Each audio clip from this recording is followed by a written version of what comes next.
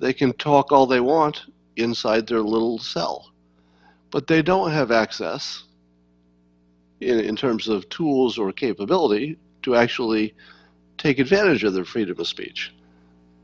So if a person is shadow banned, it's sort of like being put in solitary confinement. That person, from a legal, constitutional perspective, has complete freedom of speech, but nobody can hear it. So you have to ask yourself, is that the freedom of speech that the founders anticipated? You know, did they say, yeah, we want you to have freedom of speech, but we're going to take away all the capability and tools for anybody else to hear what you're saying? I think if the founders understood the internet and wrote a constitution in the days of social media, they would have actually included some language to handle that. I think they would have had to, because they would have said to themselves, well, sure, you have freedom of speech, but nobody can hear you. Wait a minute, that doesn't mean anything.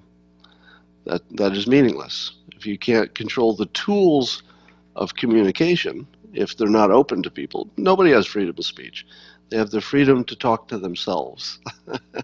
The freedom to talk to yourself, I don't know how much that's worth. Let's talk about something else. Have most of you seen that President Trump tweeted Carpe Donktum's meme that showed a fake Time magazine with, you know, Trump 2020, and then it went to Trump 2024, or Trump, you know, and it went through the years until it looked like Trump was going to stay in office forever. It was brilliantly funny because it mocked one of the biggest criticisms of the president, is that he literally intends to stay in office after the ends of, you know, whenever his terms are over. Now, one way to deal with that would be to treat it seriously and say, no, do not be worried, citizens. I do not plan to try to become a dictator. First of all, it's impossible. You know, you couldn't get the military or anybody else to be in favor of it. Impossible. Second of all, it wouldn't be to his best interest, because retiring as a successful president is a really good deal. Trying to become a dictator and having everybody in your family killed in the first 10 minutes would be a bad deal. I think the president can tell the difference between these two deals. Successful, respected ex-president versus everyone in your family is murdered in an hour. They're not really close. Because, you know, I mean, seriously, ask Don Jr. if he would expect to be alive. I mean, it's a macabre topic. But somebody asked Don Jr., Don Jr., if your father tried to become a dictator, what would you imagine would be your life expectancy? I think he'd say, well, first of all, that's stupid. That's never going to happen. And he'd be right. That's stupid. It's never going to happen. But hypothetically, my life expectancy would be about 25 minutes. That's how long I could hide in a closet before the crowds rip me apart.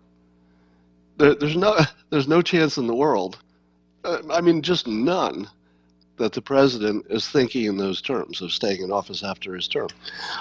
So the best way to handle a ridiculous belief like that is to not treat it seriously.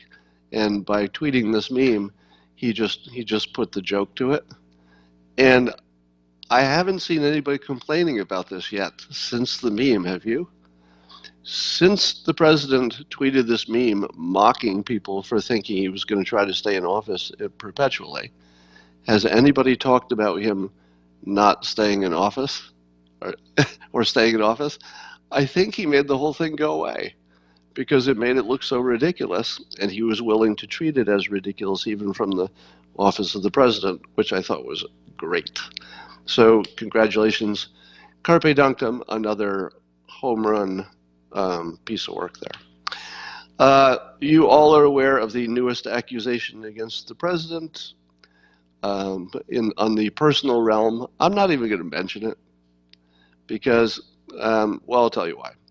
First of all, I employ the 20-year rule. The 20-year rule says this: It says that if you did something more than 20 years ago, or even if you're just accused of something more than 20 years ago, because it's hard to check, I don't care. I don't care. It's 20 years ago. And by the way, I do apply this to all Democrats. I applied it to Hillary Clinton when she was running and people were talking about things that may or may not have happened 20 years ago. I said, well, don't tell me. 20-year rule. If she hasn't done any of this stuff in 20 years, I'm just not going to account for it. But I must say something about this latest accusation. And I'm going to make a distinction between things that are true and things that are credible, because those could be different. Something could be not credible because of the way the information is transmitted to you, but still be true. So whether something is true or not is not available to me, but I will say that the latest accusation doesn't smell true. It doesn't really look credible.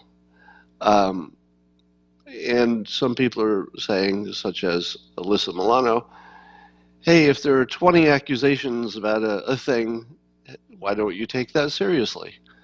To which I say, I'm pretty sure there are 20 accusations that Hillary Clinton had people killed. Am I wrong about that? Aren't there something like, I don't know what the number is, but some laughably large number of people that Hillary Clinton is supposed to have had killed over her career? Does the fact that that number is a big number mean that, well, maybe they're not all true, but certainly she killed 3 or 4 people? You know, I mean, I don't believe she killed 65 people, but certainly 3 or 4. No, it doesn't really mean that. We don't live in a world where 65 accusations or 20 accusations actually means as much as you think it ought to. Let me ask you this. How many women in the United States have had a sex dream about President Trump? I'm going to wait for your comments. How many do you believe have had a dream about some kind of sexual interaction with President Trump? I'm going to guess 30 million. Probably 30 million people have had a dream. And the reason is that probably 30 million people had a sex dream about the last president. And probably that many people had a sex dream about the president before that. You got a lot of, it's the most common, I think it's the most common sex dream is sex with the president. You know, correct me if I'm wrong, but I think that's like one of the ones that you just have all the time. Not me personally, but a lot of people. And so you've got that. And then I also have the celebrity experience of how many times I've been accused of doing things to people that I've never met. You know, I've told you my story about my crazy stalker in Canada, who every few years she goes off her meds and calls people I work with, you know, business people, and tells me how I drive up to Canada now and then, rifle through her apartment, hack her computer, and do terrible things. Now, have never met her, but she tells a very credible story, because the people who ask me about it, they say, oh, we got this phone call. And I say, was it from a crazy Canadian woman that I've never met? And they go, well, as a matter of fact, yes. So famous people, and especially presidents, have a lot of people imagining that things happen, literally imagining that things happened. If you've got 30 million people having dreams about you and hearing stories about things you may or may not have done to other people, and some amount of those 30 million are literally mentally troubled, I would expect no fewer than, let's say, out of 300 some million citizens, say 150 million adults, let's say, I don't know, 75 million women thinking about the president, thinking about accusations about him. I'm just giving rough numbers, but if you have 75 million people who are primed to think about the president and primed to think about these other accusations against him. And of 75 million, how many would you imagine believed it happened to them? So if you started with 75 million women, what would you predict would be the number of them who would have accusations about any president? Doesn't matter who it is. And of 75 million, I would guess 100, 200, maybe 100,000. Somebody said 100,000. I don't think that many. But I would expect no fewer than several hundred would legitimately come to believe that they had had a sexual experience with the president. I would think. And of 75 million, because out of 75 million, you've got at least 10 million who are, under professional care, professional mental care. And by the way, I'm not saying anything about the latest accuser. So this has nothing to do with her personally. I'm just talking generally. So anyway, you should expect that any president should have literally hundreds of people who actually believe that they had an encounter with that president. If we had a female president, you should believe that there will be hundreds of American men who believe they had some kind of encounter with that person who didn't. Do you know how many people believe they've had personal interactions with me who I've never met? A lot. And I know that because people say things such as, just the other day somebody said, yeah, my friend was talking about how you did this or that, and when you went to school with them. And I'll say, where'd your friend go to school? And they'll say, I don't know, Montana or whatever. And I'll say, nope, didn't go to school in Montana. Even in my case, I've probably heard, I think this is fair to say, I think I have heard hundreds of stories, hundreds. This is just me. I've heard hundreds of stories about people who claim they had an encounter with me in a bar in some city I've never been to, in school that I didn't go to, in a college I didn't go to. Hundreds. And that's just about me. And they actually have told their friends these stories about encounters they had with me.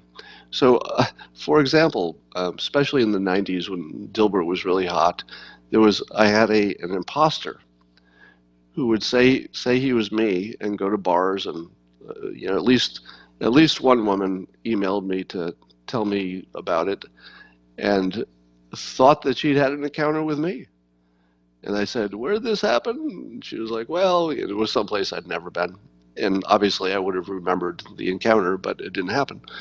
So very, very common. Anyway, let's talk about something else. Dominican Republic. I was waiting a little while on this story because, first of all, I don't usually care too much about it's not that I don't care. I don't use it as material for the periscopes of tragedies and deaths and car accidents and fires and stuff like that. It's not what I can add much value to. But the Dominican Republic thing has now entered my domain, mass hysteria. So I've made the claim that because I'm a trained persuader, I've studied hypnosis, I'm a hypnotist, and I've studied persuasion all my life, that I have a little bit better insight to identify a mass hysteria. Now, I identified, and so far I think I'm right, that the so-called sonic weapon used on our embassies in Cuba and somewhere else, Canada maybe, I said that was mass hysteria. There might actually be some damage to people from something, but the idea that there was a sonic weapon, I said, was mass hysteria, and I predicted we would never get solid evidence of such a weapon. And sure enough, much time has gone by, and there's no solid evidence of such a weapon. So I think I could claim success without 100% confidence, but probable success on that prediction. The Dominican Republic appears very much to be mass hysteria. What we know is that the politicians in the Dominican Republic are saying, hey, there's no story here. All of those deaths had a cause. And I think they're claiming that they're not necessarily unusual, because there are a lot of people who visit, and some people are going to die, and some people are going to die young, and some people, etc. So here's my best I'm going to give you my best prediction about Dominican Republic. My guess is that some people died of some kind of environmental poisoning. And environmental in this case could be some alcohol they had that was bad, could be something they were exposed to otherwise, etc. So I think the odds that some people had some kind of legitimate accident, bad booze, bad something, pretty high. The odds that there's some kind of widespread problem is pretty low.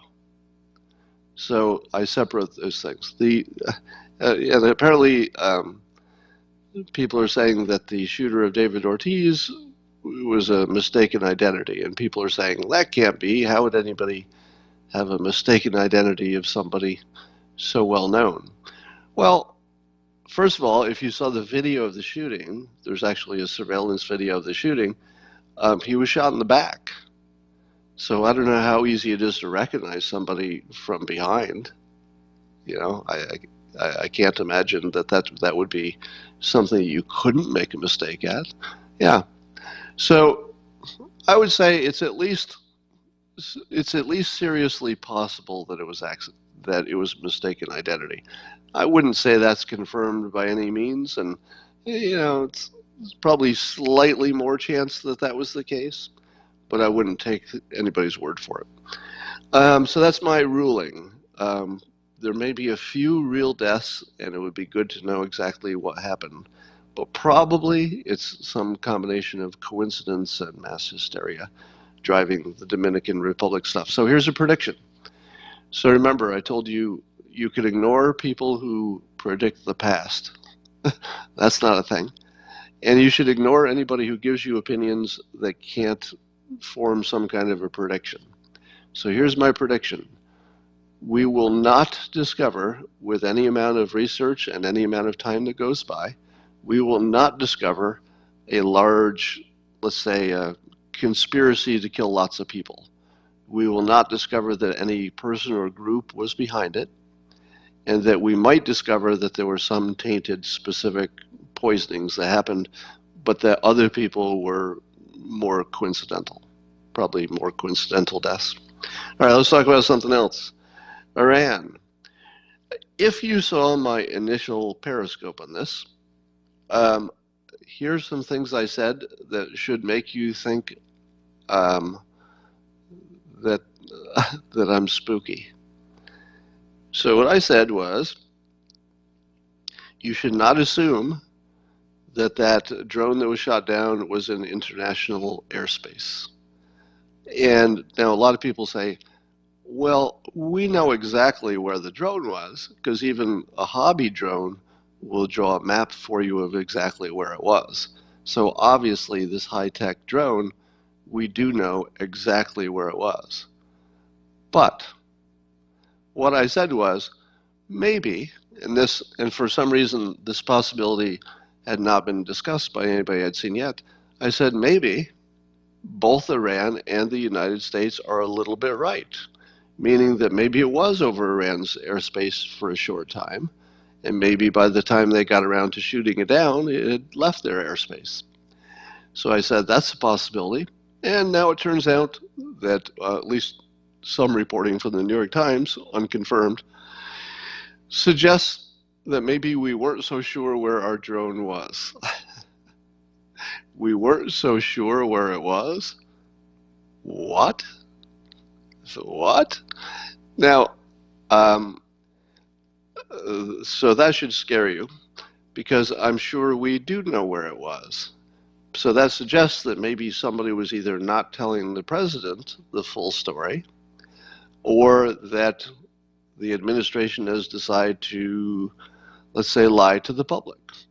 Now, let me tell you about something about lying to the public about military action. It's acceptable. Let me say that again. If your government lies to you about military assets, where we were and why we were and what we did in a military sense, that is acceptable. The responsibility of the government is not to tell me the truth about military stuff. I don't want to know their secrets. I don't want to know their plans.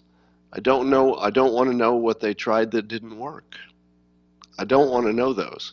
And if it helps our cause militarily, I want them to lie to me. Are we all on the same page? If the choice is telling the citizens the truth, and I'm talking about the short term, in the long term, the truth comes out, and I think that's good. It's good that we eventually find out what happened. That part I'm very sure I want to eventually know what happened.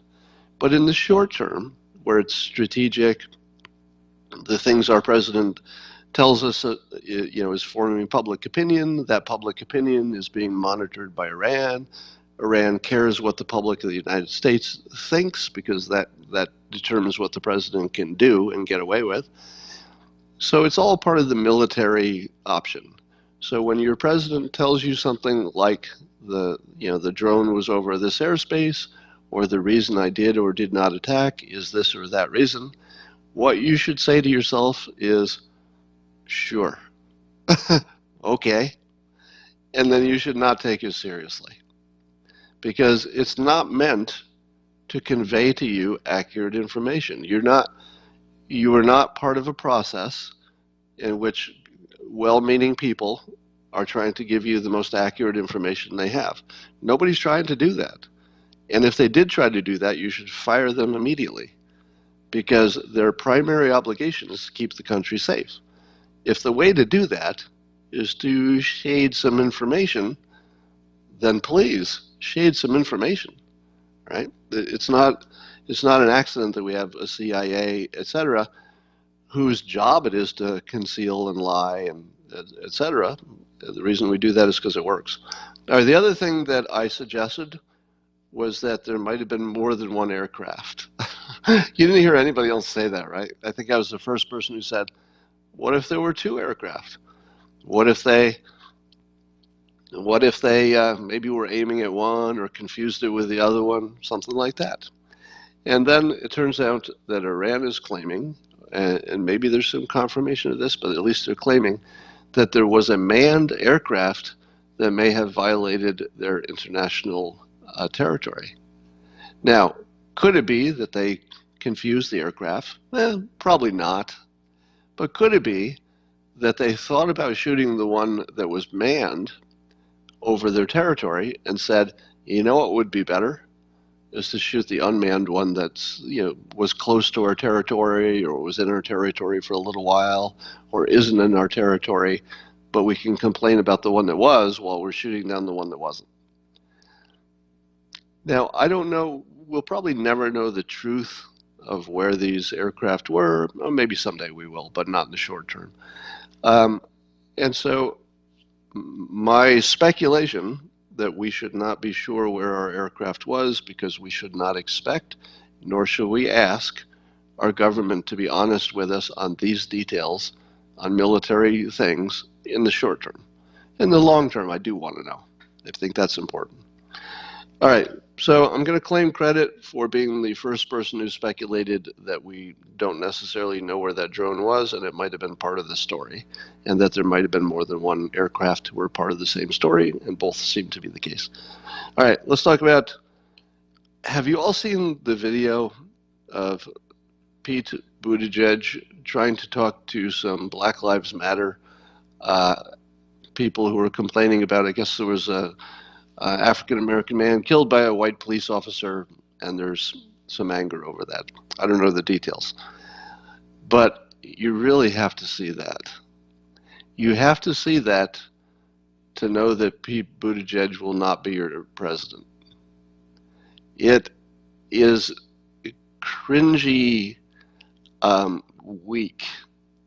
Because first of all, and I don't understand this part, because Buttigieg is an interesting person. He knows how to operate in public and be interesting. And he's standing there in front of a bunch of African-American protesters on this topic, and he's reading a prepared statement like he doesn't want to be there. He's reading like, and feel bad about it, and blah, blah, blah. And I thought, what is going on here? He looks like he doesn't want to be here. He looks like he doesn't care. He looks like he's lost all his energy. And then it got worse because they were asking him, does he care about black lives? Does he think they matter? And of course he said yes. But then one of the protesters shouted at him and said, something like, "Why do you expect our vote?" And Buttigieg, for reasons I don't quite understand, said to her, "I'm not asking for your vote." Now, I think he meant something clever. Like, I think that whatever he was thinking he was communicating was not whatever came out of his mouth. Because if you're running for president and there's an African American citizen standing in front of you saying that you're not doing something to get her vote, and you say to that person on camera while everybody's watching, I didn't ask for your vote, or I'm not asking for your vote. Well, maybe that meant something. Maybe he meant that specific person he wasn't asking for a vote. I mean, whatever he meant, it didn't come out right. Now, I'm going to give him the benefit of the doubt, right? Because we all know his academic qualifications.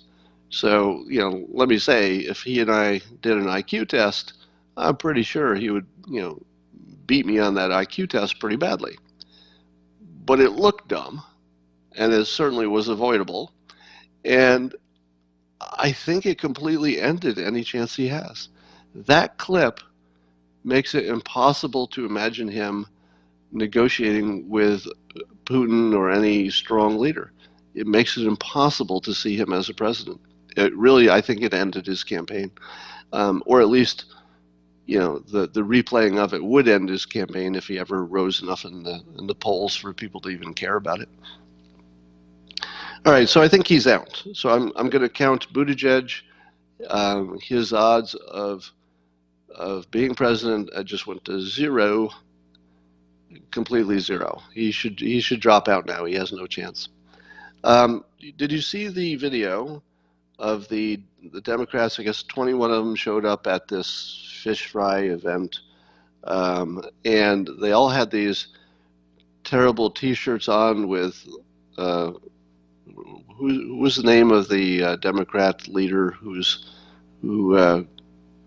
organized it? So is it Clyburn? Is it? His name was on the shirt, and somebody on Twitter said, "If you're running for president, yeah, Clyburn. If you're running for president, never wear a T-shirt." Now, when you first hear that, you say to yourself, "Well, why not? Everybody wears a T-shirt. Wouldn't that make you like just like the people? Wouldn't that be good?"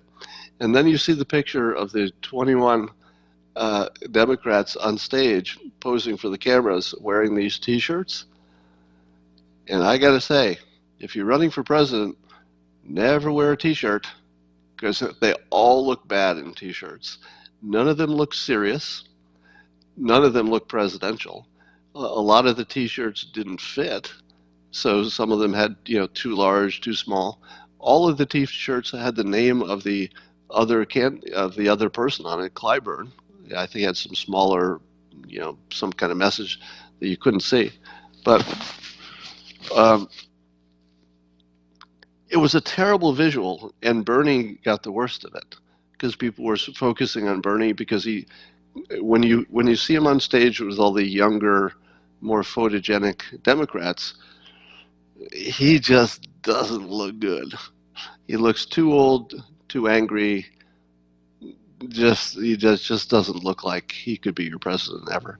So I think Bernie, I would say Bernie's odds of being president are close to zero. He's down in the 5% range, I would say.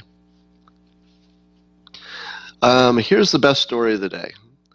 CNN's Erin Burnett was speculating, wondering if one of the reasons that President Trump did not attack Iran, even though it seems that, at least the reporting says, I don't know if this is true, but the reporting says that Bolton and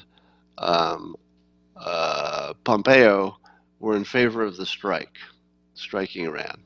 But then the president didn't do it. And Erin Burnett was speculating.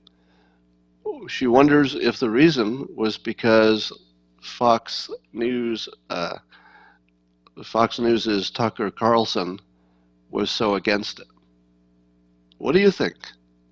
Most of you probably saw Tucker Carlson's show and shows, because he's been talking about it for a few days, in which he is absolutely, solidly against starting a war with Iran.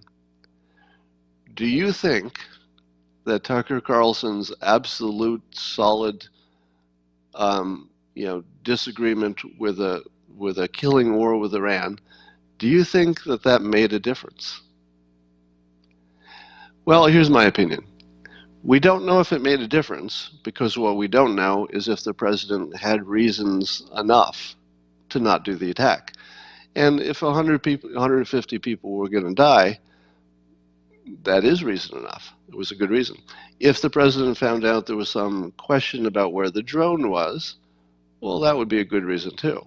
If the president thought, let's scare them, but I don't really intend to attack, I'm just going to make it really look like I am, because this helps me to negotiate later, well, then Tucker Carlson would not be important to the decision, because in that scenario, the president already decided, and we just found out later. But I don't believe the president could have attacked Iran. So let's say hypothetically those other reasons weren't good enough and he still wanted to do it. I actually don't think the president could have attacked Iran without Tucker Carlson's approval. Now, I say approval, and I don't mean that in the sense that the president needs approval from anybody on television. But the president does require public support for a military action that's killing people in other places. Tucker, I think, made it impossible for the president to get some kind of strong enough military support. So the weirdest thing about our democracy / republic / social media is actually running things is that Tucker being unambiguously against war and making it clear, he didn't say this directly, but I don't think he needed to say it directly. I think Tucker made it clear that if the president attacked Iran, he would take out the president. Now, when I say take out the president, what I mean is he has such a prominent voice on the most important network for the people who are the supporters of the president. If he decided to hammer the president every day for starting a war, there's no way President Trump could get reelected. If Tucker Carlson turned on him for such a good reason. So first of all, let's acknowledge it's not just about Tucker Carlson's personal opinion. Tucker Carlson represents, accidentally, but he represents a very large opinion in the conservative world. If he had been part of, let's say, I love the president and everything he does, so even if I don't like this action against Iran, I'm going to support it anyway because, I'm on the team. If he had done something like that, it would give the president cover to do whatever he thought he needed to do militarily. Because he came down so strongly against it, and it didn't look like there was ever going to be any reason good enough, it wouldn't have mattered, I think, to Tucker, and this is just my own speculation, I don't think it would have mattered to him if the administration had offered some BS reason why we had to do it. Because he seemed to stake out a territory which is, it doesn't work ever. This attacking other countries never works. So I don't care about your reason, because what's the point of having a reason to do something that never works? How could it ever make sense to say, well, I know it never works, but we're going to do it because we have a good reason? That would be complete nonsense. So you don't even need to listen to the administration's reason, because there is no reason to do something that never works. There's no reason for that. So you have this weird situation where I don't believe that Tucker stopped the attack,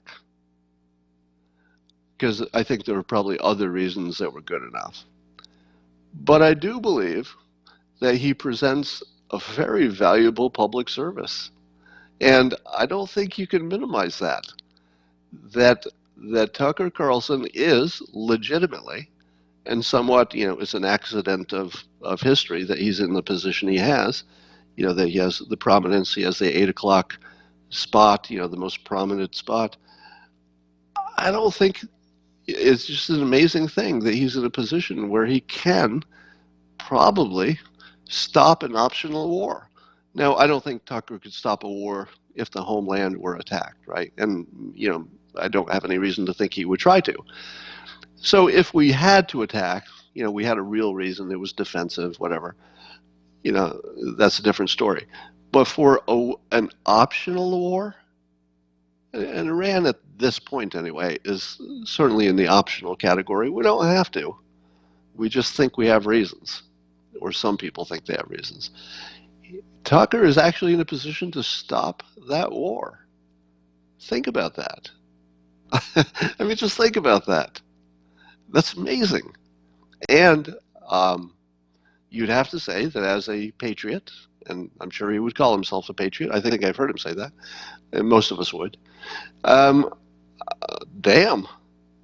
he did some good work this week. Like, what did you do this week? How was your week? What did you do this week that protected the entire world? I didn't do much. I don't think I did anything to protect the world this week. Tucker Carlson did. Tucker Carlson protected the whole world this week. and it sounds funny when I say it, because it's hard to imagine that one strong voice would have that kind of effect. But if you've got the 8 o'clock spot on Fox and President Trump is your president, he doesn't really have the option of doing an optional war without the main voices on Fox. And again, Hannity would be the same situation, right? If Hannity wanted to stop an optional war, pretty sure he could do it. I don't know if there's anybody else on Fox who could do that. The other shows on Fox are either straight news, or they are more entertainment opinion. If you look at The Five, for example, it's very influential, but it's more entertainment splash. It's entertainment opinion, and has a little less weight, I think, than a Hannity or Tucker Carlson. Anyway, one of the things that Erin Burnett was questioning is the timeline of the Iranian story. So at one point, the president said that he stopped the attack 10 minutes before it happened. And in another story, he said, they came to me 30 minutes before the attack and gave me some information about casualties, and that I stopped the attack. So Erin is pointing out, Erin Burnett, that there's a discrepancy in the story. All right, was it 10 minutes before the attack, or was it 30 minutes before the attack? To which I say, are you kidding me? First of all, there's not really a difference between 30 minutes and 10 minutes in the telling of this particular story, right? Because first of all, the planes were not in the air, and the president's not making that claim. It was 30 minutes or 10 minutes before the decision was supposed to be made. Doesn't matter if it was 10 minutes before the decision was made or 30 minutes before the decision was to be made. If you're the commander-in-chief, does that deadline mean much to you? Not really, because he could have said, give me another half hour, right? And they would have said, okay, we can't wait forever, but I'll give you another half hour. So that 10 minutes or 30 minutes doesn't make any difference. But more importantly, there was no discrepancy, because what he said was, they came to me 30 minutes before, and then I asked about some questions, they answered some questions, and then separately he said he called it off 10 minutes before the attack. Those are the same story. They came to you 30 minutes early, you talked, and then 10 minutes before the attack, you called it off. That gives you 20 minutes to talk about it. That's the same story, isn't it? They came to me 30 minutes before, we talked about it, and when there was 10 minutes left, which means that 20 minutes of talking happened, I called it off. That's a discrepancy? I don't know. Doesn't sound like it. All right. I put on my headphones because I'm going to invite some people to ask me some questions. Why don't you ask me some questions? Partly because the news is so darn quiet lately. We've got a lot of quiet news. So why don't you ask your questions for the benefit of the other people who are listening to this. They probably don't want to hear a long background. So if you can kind of get to the question part quickly, people would like that. And I know you might want to say some nice things about anything I've done, but look, just keep it to the question and we'll keep it tight. All right, let me see who we're going to bring on here. Let's bring on Mark. Mark, are you there? I can hear you. Do you have a question for me? Yeah, on the issue of persuasion for the next MAGA thing, what would you think about Let America Flourish? And then you've got a humor hashtag of LAF. Oh, Let America Flourish, because LAF is a good acronym. Well, first of all, I would not make a decision based on the acronym, because in my opinion, MAGA was the worst acronym ever because it sounds like a maggot, and of course, the critics made that case, and yet the worst acronym ever, but it's still the best slogan of all time. So you could certainly have a bad acronym and a great slogan because MAGA was exactly that. I would not have, yeah, somebody said flourish is too flowery.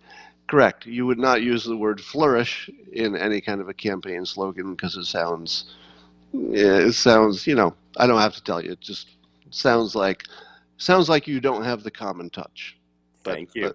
But thank you for that question. Right. All right, let's take another question. Let's go to Deborah. Deborah, are you there? I can. What's your question, Deborah? A few days ago, you talked about how companies in the United States really couldn't go to China anymore, and companies are pulling out of China, and so that means they've got to go other places. Now, there's one country that is pretty much uncharted territory, and if the conditions were right, what would you think about there being economic development in North Korea? Well, I'm all in favor of that. The president is wisely, one of the things he wisely does is he says, I will do terrible things to you, but if you play well with us, I will do great things for you, for your economy. So that's the proposition to North Korea. So anything that we could do that would be good for potential North Korean development, should they play well with the nuclear situation, is good. But I don't see any way that businesses could easily pull out of China and go to North Korea. North Korea wouldn't have the infrastructure, the stability, et cetera. So I don't see Apple moving its resources or production to North Korea. Just be too dangerous. But thanks for the question. All right, let's take another question. By the way, I would think Guatemala would be the obvious place for that. Let's go to Scott. Scott, who disappeared. All right, Scott disappeared as soon as I selected him. Let's go to James. James, coming to us soon. James, can you hear me? Yes, James, you have a question? No, you're not, how they say, war expert, but the thing is, people say about America, this war in Afghanistan, Iraq, right? Right. The thing is, it's asymmetrical warfare. Is America doomed to lose every war from now, since they fight, as you could say the good guy. They don't fight like in World War II, used to firebomb civilians and all that. Is any good Western country doomed to lose wars now, from now on? Yes, we will. The United States will, in some sense, probably lose every war from now on. In the same sense that every large country will probably lose every war from now on. And the reason is that it's too easy to get weapons to insurgents, and there's always some insurgent who wants to use those weapons, and especially as drones come online. So between IEDs and drones that are basically flying IEDs, it will never pay to start a war. So when I say we'll never win another war, certainly we can crush a government, we can crush their standing army, we could take it down from a big army to a small army. We might be able to destroy their nuclear capabilities. So there are lots of things we can destroy, but we will hurt ourselves so much that it will never be worth it. The Iraq example being a perfect one. So I think that the days of just winning a war and then, it's like the end of World War II where Japan and Germany say, okay, we give up. Let's make this a clean surrender. We'll get everybody on board. If you'll help us rebuild our country, we can all be friends again. I don't know if we'll ever see that again. So I think the days of winning wars in other people's territory are coming to a close. And something that Naval said on Twitter the other day, I think it put it in the perfect perspective, which is imagine that something like Moore's law, which applied to microchip processing power, that says that it doubles every whatever years. Imagine that applied to drones. We are very close to the point where any enemy who can get drones can pretty much attack back anybody. So just the whole concept of wars where you're killing people are just going to become just not worth doing anymore. There may be countries that you have to leave. There may be countries where you have to bomb some assets. There may be countries where you just have to do a change of leadership for some reason, but you're not going to conquer that country and fix it. I think those days are over. But thanks for the question. Good question. Thank you very much. Let's take another one. Let's do Kevin. Kevin looks like he has a good question. Kevin, come to us. Looks like a little process. Oh, Kevin, are you there? Good morning. You have a question?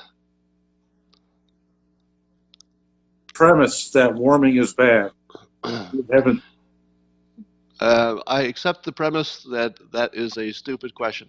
Now, I'm not calling you stupid. I'm calling the question stupid because it's the most common question on the topic. So the question, if you didn't hear it, is, do I accept the premise that warming is bad? Depends. Are you sunbathing or are you a lobster? If you're a lobster, warming is very bad because you just got boiled to death. If you're tanning in the sun, well, isn't it good that it's warm? I would hate to be sunbathing on a cold day. So warm is not something that's good or bad. Warm at some level is amazing. Warm at some level will fry you to death. So if we're asking, probably I like to call out the worst opinions on climate change. The worst opinions on climate change, probably the top one, is that warming is good. That's probably the top dumbest opinion about climate change, because some warming is of course bad. Now the question is, what would we get to that level where of course it's bad, and to get there, would we pass through a level where it's actually better? In order to get to the point where the whole let's say the climate and the ecosystem falls apart, do you only get there by going through a period where, hey, it's really nice weather? Because right now, I can tell you, the weather in California where I live in June has never been better in my entire adult life that I've lived here. This is the best, perfect weather. It's like 70s and 80s. I mean, it's amazing. And maybe we pass through the warmer and better before we get to warmer and all dead. So I'm not saying that warmer and all dead is going to happen. I'm saying that the question is not the right question, because some warming, of course, is too bad. Some warming, probably good, probably helps. All right, thanks for the question. You're welcome. All right, let's go to, I want to pick a woman just to keep things fair here. All right, Jill. I can hear you. You don't sound. Are you Jill? Okay. That's right. Let's hear your question. My question was related to climate change again. Can a country actually be a wealthy country if they don't burn fossil fuels or if they don't consume energy? Can a country be wealthy if they don't use fossil fuels? Well, there may be a time when that's true. But it's certainly not true today. Well, what about France? France is has a wealthy country. 50% of its power with nuclear at the moment. They do burn a lot of energy, so they're trying to get away with it. But 50% of their electrical production they're the highest country in the world in terms of nuclear power. So suppose they went from 50 to 100%. Wouldn't you say that that's a situation in which that's true. I recently ran correlations on energy use through all the through CIA fact book data, and it turns out that the correlation between fossil fuel use and energy use is 98.7%, which I thought was really stunning. And I ran that through all the list of countries, and it turned out that they were all up there. If you're a wealthy country, you have to burn fossil fuels in terms of the current technology that we have. I would say in our current world that's true. In the world that we're creating, that will not be true. Because it would be easy to imagine, for example, let's take a small country, I don't know, Monaco or some small country, Liechtenstein, where all they need is 1 or 2 nuclear plants, and they basically have the cheapest electricity of any country. And I can imagine. It looks like we've got some issues going on. All right, I fixed that technical issue. So I think we can get to the point where yes, you could have a successful economy without burning carbon if you had nuclear and if you had green energy. We're not there, but we could definitely get there. Yeah. All right, thank you. Okay, thanks. All right, let's see if I prefer. Oh, we got somebody running for Congress here. Let's see if this works. James? Well, I don't know if it's James. Caller, can you hear me? Can, loud and clear. Can you hear me? Yes, I can. Are you running for Congress? Yes, I am, sir. And where are you running for Congress, out of where? I'm currently in the 4th District going against Harley Ruda, but I'm about to make a big announcement first week of July that will probably be good news for you. So stand by. Okay. Which kind of leads into my next question. Could you give me your opinion of Congressman Adam Schiff? My opinion of Adam Schiff. Well, he's obviously a team player. The people who are team players, and it doesn't matter which side you're on, the team players can't be taken seriously. Meaning that they're playing for the win. They're not playing for the country. They're not trying to be honest. They're not trying to be straight with the public. So apparently, he's very effective because he's on TV all the time, and he pushed the Russia collusion hoax better than anybody. So he's certainly effective, but it's hard to respect him. Does that answer your question? Oh, maybe we lost you. Oh, all right. Let's take another caller. How about Angela? Angela, are you there? A little bit lighter this morning, with your permission. Sure. I would love for you to do your best in persuasion to get the president to live tweet during the candidate debate next week. And if we can't get him, can we get you to do some live tweeting? Well, the president has already announced he's going to live tweet the debates. I thought that's a done deal. I did not think it was a done deal. I kind of thought it was one of those floating the trial balloon kind of thing. Oh. Well, yeah, maybe, but it's hard to imagine him resisting, isn't it? Yes, absolutely. Because you know he's going to be paying attention to it. And so I can't, in a million, I mean, it's impossible for me to imagine he would resist the opportunity to upstage them with his tweets, because his tweets are going to be way better than whatever the debate is. So yeah, I would say that persuasion would be unnecessary. What was this? Was there a second part of that question? Well, I was hoping that we could also convince you to do the same. Oh, sure. Yes, I will commit to you that unless I have something going on socially, that I will do some live tweeting on the Democratic debates. I will commit to that unless something comes up. All right, that's fine. Just wanted to get us back in the laugh zone a little bit. All right. Well, I'll definitely help you there. Okay.